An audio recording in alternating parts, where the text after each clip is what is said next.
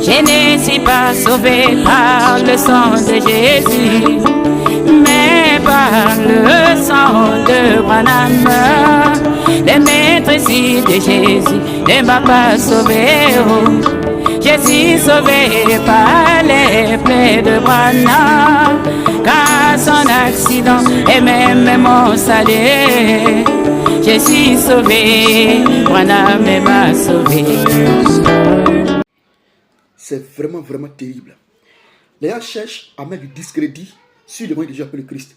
Ils cherchent à renverser coûte et coûte l'évangile de Jésus-Christ. Sinon, comment dit ici, tu n'es pas sauvé par le sang de Jésus, mais tu es sauvé par le sang de Branham. Pendant ce temps, il y a d'autres aussi qui disent, celui qui croit que Jésus appelé Christ est sacrifié à la croix, celui qui va croire au sacrifice de Jésus à la croix, là, va en enfer. C'est des gens qui cherchent à renverser l'évangile de Jésus-Christ. Et ils sont nombreux. Et aujourd'hui, dans les derniers temps, ils sont nombreux. Et la Bible dit dans Acte 20, à partir du verset, Acte 20, avec verset 29 à 30, il dit, après mon départ, ils vont avoir des loups dans la bergerie pour pouvoir tromper des gens. Jusqu'à présent, des gens vont croire qu'ils sont sauvés pas par le sang de Jésus à la croix, et non par le sacrifice de Jésus à la croix, mais ils croient en autre chose. Qu'est-ce que la Bible dit? Certains même préfèrent adorer la créature que le Créateur. Et Romains chapitre 1, verset 5. Et c'est très malheureux. La Bible dit aussi qu'ils rentrent dans les maisons, ils prennent des esprits faibles, des esprits bornés là, et puis prennent ces personnes-là pour faire de leur proie. Si tu ne lis pas la Bible, tu ne te renseignes pas sur l'écriture, tu es dans les filets, c'est fini pour toi. Prenez chez vous la maison, Hébreux, le chapitre 9. Vous prenez le chapitre 9 là, lisez tout le chapitre de Hébreux 9. Vous allez voir que le sacrifice qui était fait depuis l'Ancien Testament n'a rien envoyé à la perfection. Ça prend le Christ vient pour une nouvelle alliance. Et c'est son sang qui amène toutes choses à la perfection. D'où son sacrifice qui amène toutes choses à la perfection. Depuis l'Ancien Testament, là, ce qui a été fait là-bas, là, n'a rien envoyé à la perfection.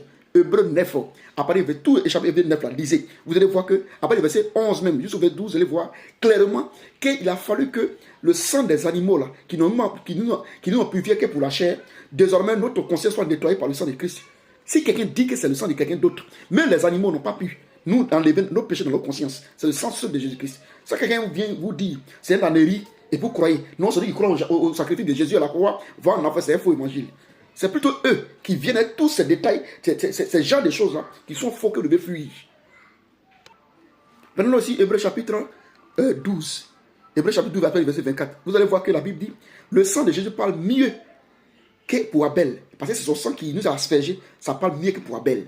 Si toi tu dis que tu n'es pas sauvé par le sang de Jésus, mais tu es sauvé par le sang de quelqu'un d'autre, ou bien tu ne crois pas au sacrifice de Jésus, tu meurs, tu vas en enfer. Ce qui est bien, c'est que nous sommes toujours là, présents. Quand vous allez dire des bêtises sur les réseaux sociaux concernant le salut de Jésus appelé Christ, ou bien l'évangile de Jésus appelé Christ, nous serons là pour venir à ces vidéos là, pour vous corriger, pour que ceux qui pensent que vous êtes assis dans l'écriture là, puissent voir votre cuit, excusez-moi pour le terme, puissent voir que vous êtes rien du tout.